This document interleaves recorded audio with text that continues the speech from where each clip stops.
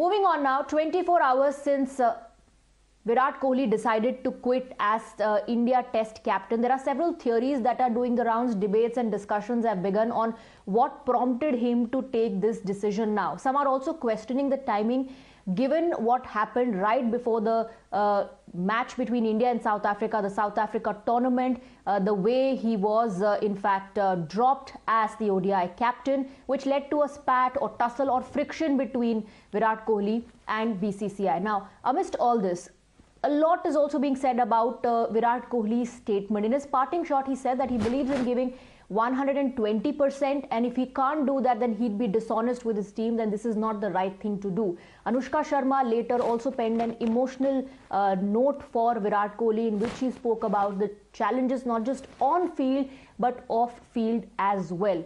Experts also seem to be divided on this entire issue.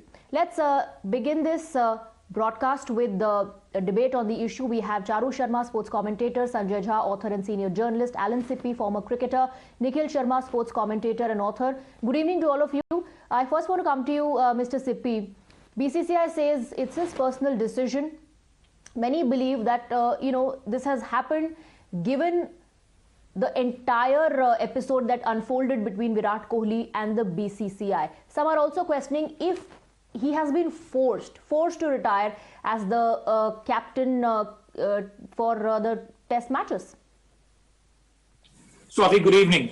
First of all, I think it's very, it's unfortunate that that it happened just before the test series in South Africa, that Virat Kohli had that kind of, situation with BCCI. But I personally think this has nothing to do with that. He obviously could have been disappointed with how things had, pulled out.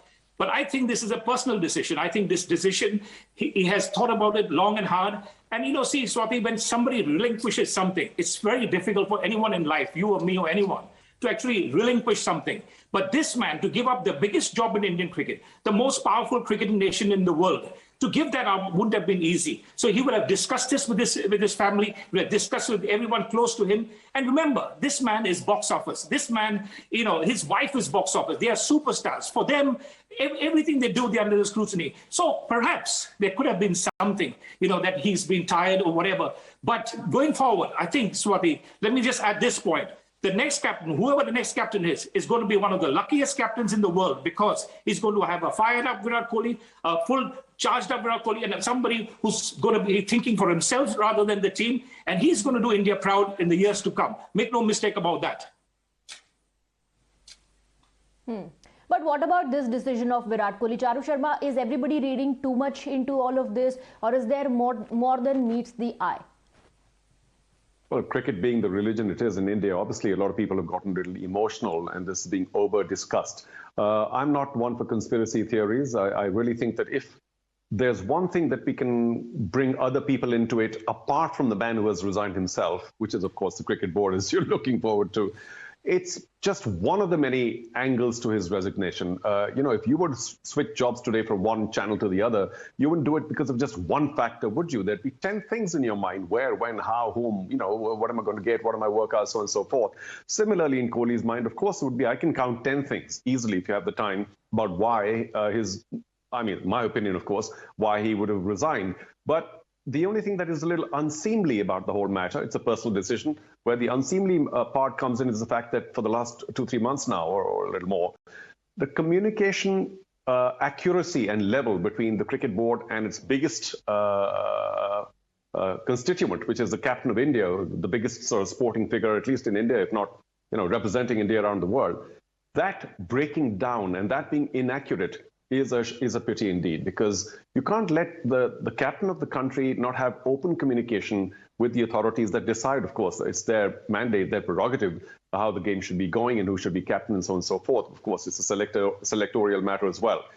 So how easy is it for about 3 or 4 selectors, 1 or 2 people on the board, and Virat Kohli to have a conversation? It's it's a piece of cake. And why were these conversations not being held? Why were people going to the media independently? That's a little unseemly. And that's, of course, why I suppose we're discussing it here in the medium. Otherwise, he has many other aspects to why he resigned, and we can talk about those later. But Sanjay Jha, then the question is, what really acted as the catalyst? Was it the defeat? Was it such a big upset? Or was it the lack of communication that led to the friction that one witnessed between Virat Kohli and the board that acted as the catalyst? Swati, I don't think we need to beat about the bush. I think, we're living in denial here at the moment. If anybody believes that this is not BCCI politics at its worst. Let's go back to just a few months ago. Virat Kohli, India's captain, one of the most successful players worldwide in all formats of the game, a huge draw. He publicly said that he wants to resign from the T20 captaincy. Kohli never said that he wants to quit as an ODI captain or as a test captain. 3 months later, he's resigned even as a test captain, and he was sacked as an ODI captain through the most cryptic press release that I have ever seen. So, if anybody here is today feeling that this is not BCCI politics, honestly, we are living in a fool's paradise. I mean, here is Virat Kohli, a man who probably is very vocal on the field, very aggressive, has got a body language of a total bellicose captain. But the truth is, he was always politically correct in press conferences. Why would Virat Kohli actually challenge the BCCI and contradict Saurav Ganguly by saying that nobody ever told him not to quit the T20 captaincy? He actually took on Saurav Ganguly very directly. Now, I have fought for Saurav Ganguly very often on TV shows, and Charu will be aware of it. But the truth of the matter is that the BCCI continues to remain an opaque body. It is a power-obsessed body. India is cash-rich, and I don't think they like a player who probably has an independent mind. The fact that Virat Kohli is quit as a test captain is pure and simple, and I'm not trying to say that I'm a fly on the wall. The culture within BCCI obviously is now telling him, get out, make way. Because you cannot be a captain of the Indian team and have the BCCI president and other powerful members, we all know who they are, probably breathing down his neck. He must be finding it claustrophobic, insufferable, hard to bear. And when you're an international cricketer or professional, you need to be in a great, not just bodily and in fitness, but you need to be in great mental and emotional health to be able to give 100% to the game. I think it's an anguished captain who's left. I think the very fact that his wife, a very popular actor, Anushka Sharma, writes a fairly emotional letter to him very publicly on the social media post gives you a message. All right, Nikhil Sharma, what are you, how are you assessing the situation? What do you think are the factors? Because according to Sanjay Jha, politics is the biggest reason behind all of this. Good evening, Swati. I think what's very important to note is possibly by 15th, 14th of November, the T20 World Cup ended. Virat Kohli announced that he was going to quit as the T20 World Cup T20 captain. By 14th, 15th of December, he was given his marching orders to be the captain of the Indian ODI team, something that he didn't want to quit. I mean, we're talking about just 1 month back, somebody stood there and said, well, in the ODI format, I'm the best player that India has. He is, maybe not the best T20 captain, but he was definitely, even in today's form, the best ODI player that India has, a fantastic captain. I think he saw strength in him continuing as the ODI captain. And here we are 1 month later. So in the gap of 2 months, basically, Virat Kohli has gone from being, the test captain for India in all three formats to being now a player who will play on his batting merit. I do strongly believe that he's realized that irrespective of what he does, the powers to be at the BCCI, whether it's the president, the board, or whoever it is, will not take kindly to any shortcoming that he might have. He's chosen to go out on the high. Of course, losing the South Africa series isn't a high, but he's chosen at a time when he thinks that it's possibly the best for him to walk out before he might get the same unceremonious exit that he got as an ODI captain. I do think, it's not going to be easy. In ODIs and T20, India have some fantastic players who've done incredibly well. But as things stand today, Virat Kohli is India's best test player. We have two players who've got an average of over 40, but barely. Virat Kohli, as a batsman will aid them immensely. But India have their hands full as far as Test is concerned going forward. Right. So you're saying it's more about the game and the form and less about politics. But then I want to go back to Alan Sippy. And isn't it true that there have been reports in the past as well of such frictions that often have come to the fore in public domain between the captains and the board? Yesterday it was someone else. Today it's Virat Kohli. Tomorrow it could be someone else. If the lack of communication continues and if the system does not update itself, the system does not change. Frankly, I agree with both, with Charu and with Sanjay Jha, because they have a point what they're saying. But I'm looking at Virat Kohli as a different. I'm looking at why he gave up this job. Because he gave up this job because he felt, that he had taken the team as far as he could. He is sometimes, you feel that I've done my best. I can't take this any forward. Okay, fair enough. There must be something in the BCCI, which I have no idea what is going on in the BCCI. But there's no way Virat wanted to take on the BCCI, because if he took on the BCCI, there would only be one winner, and it would be the BCCI. So personally speaking, yes, Virat, he wears his heart on his sleeve. He would not want to take that. He had a personal thing with Sourav Ganguly, and that was the only thing. It wasn't to do with the BCCI.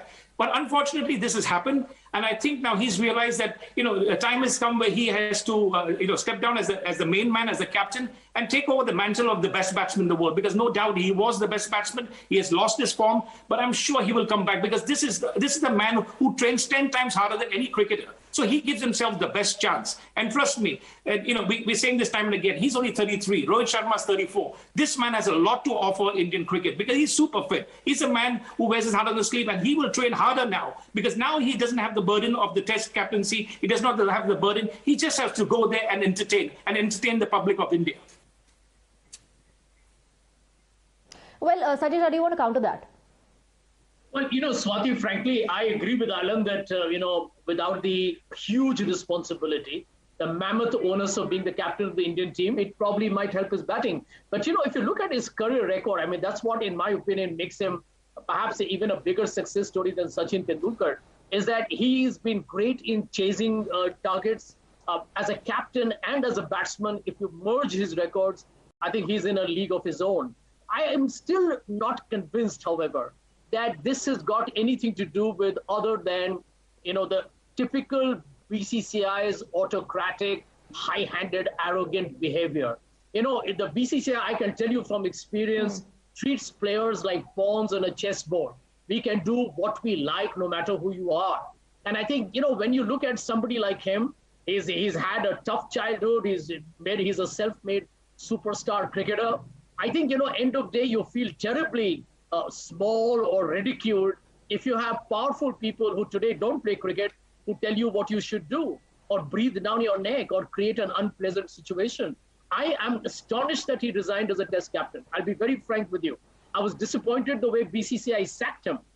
Go back to that incident.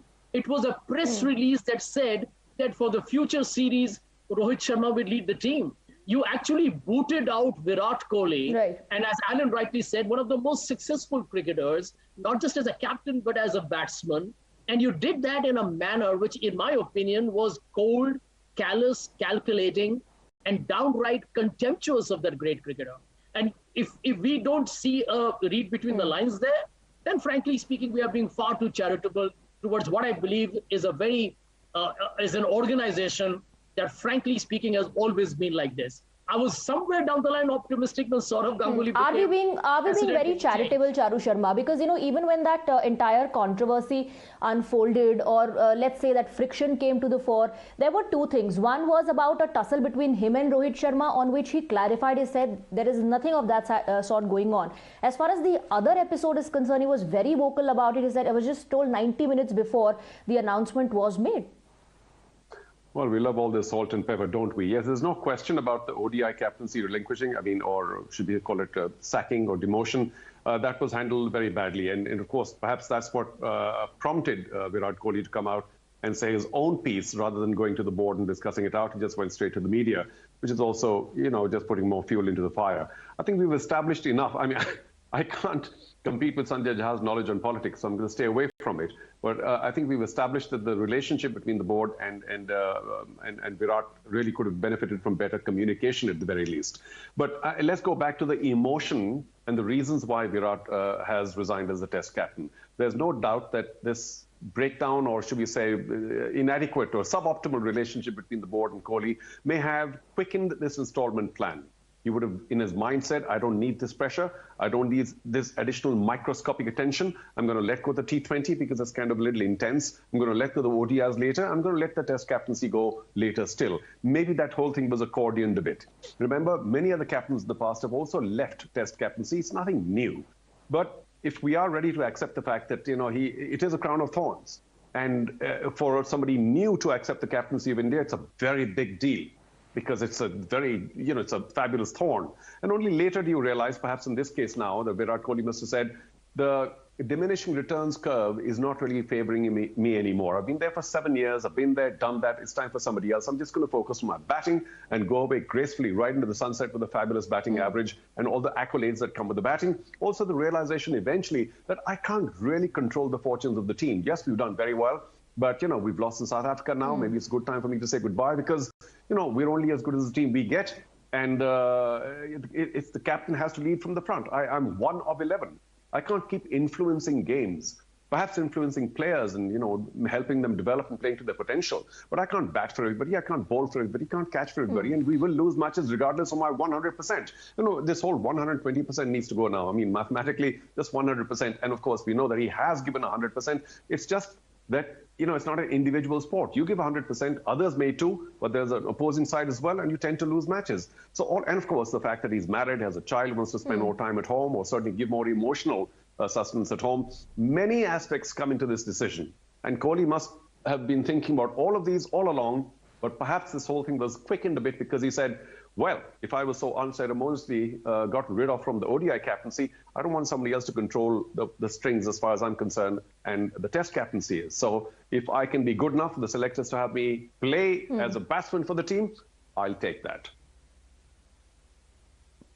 Right. And to be fair, Nikhil Sharma, even in that statement announcing that he is going to step down, Virat Kohli isn't, dropping any hints. It is not cryptic. It's a very neutral statement wherein he's talking about, not being able to contribute as per his belief, which is to give 120% to the team. And he says he cannot be dishonest to the team. Yes, Swati, I think Mr. Sharma has been very nice and put it up in very good words there. But I'd like to counter, Mr. Sitti with respect to what he said in terms of out of form. In South Africa, Virat Kohli was the best batsman. The only person with a better average there has been Hanuman Vihari, and he played only a single game. Virat Kohli is not going to give his 120% to the Indian Test team because he's leaving the Test team with, in a lot of uncertainty as far as the captain is concerned. Who's going to come up next? You have, somebody like Rohit Sharma, who's for the longest period of time played only 43 Test matches. KL Rahul has, been there, been out of the team, inside the team. A Test average of only about 37, I think. Amongst the bowlers, again, a lot of uncertainty. And Rishabh Pant is just coming into his being as far as, wicketkeeper batsman is concerned. So if Virat Kohli moves out of that Test team today, who comes in and who takes, India's done exceptionally well over the last 7-10 years as far as Tests are concerned, both in India and overseas tours. So Virat Kohli has not done India any favor as such, and I'm fairly sure that he's upset with what's happened to him. I'm fairly sure that all the happenings behind the scene haven't really added to his decision of leaving the Test captaincy, and it's not good for India. It's not good for the Indian national team going forward over the next couple of years. Of course, with two very important tournaments coming up next as far as the World Cups are concerned over this year and the next.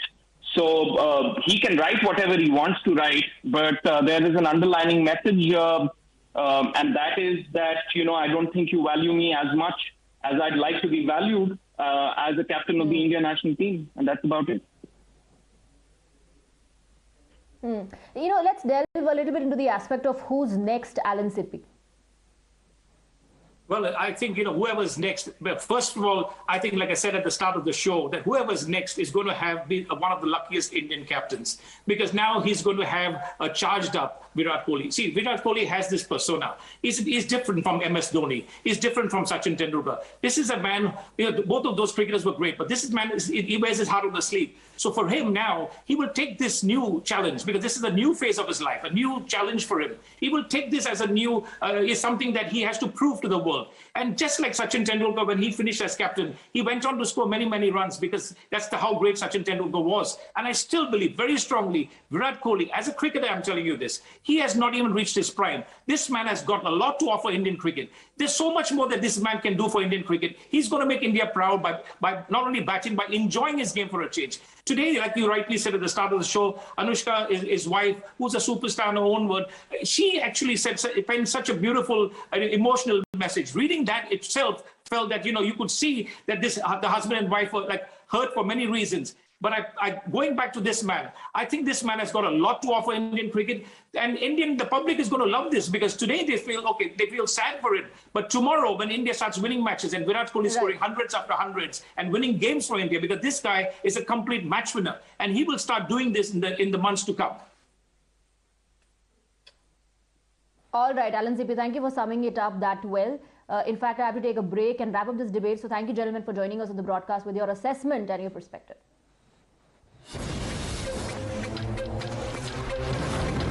The News Hour Special Edition will be right back after this break.